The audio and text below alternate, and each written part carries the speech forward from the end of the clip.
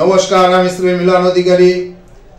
আজকে আপনাদের যে টোটকাটি দিচ্ছি টোটকাটি খুব গুরুত্বপূর্ণ এবং খুব উন্নত টোটকা এবং ধবান্তরী কাজ করে থাকে।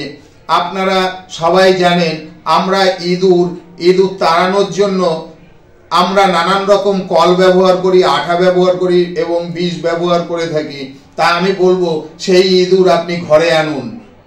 আপনি ঘরে আনলে আপনার গৃহের কিভাবে আপনার উন্নতি এবং আপনার ভাগ্য, আপনার বাস্তু, আপনার গৃহ, আপনার গ্রহ উন্নতি হয়। তা আপনি কি করবেন, যারা আজকে আমার ভিডিওটি দেখছেন অবশ্যই সাবস্ক্রাইব করবেন, আর যারা নাকি রোজ দেখেন একটু বেশি বেশি করে শেয়ার করবেন।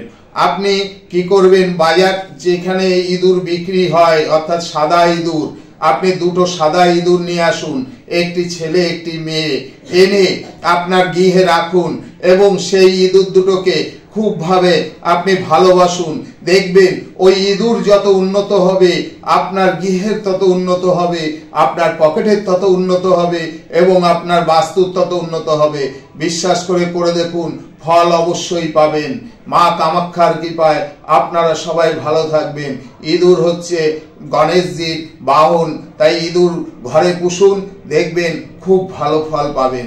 জয় মা কামাখ্যা, জয় মা কালী।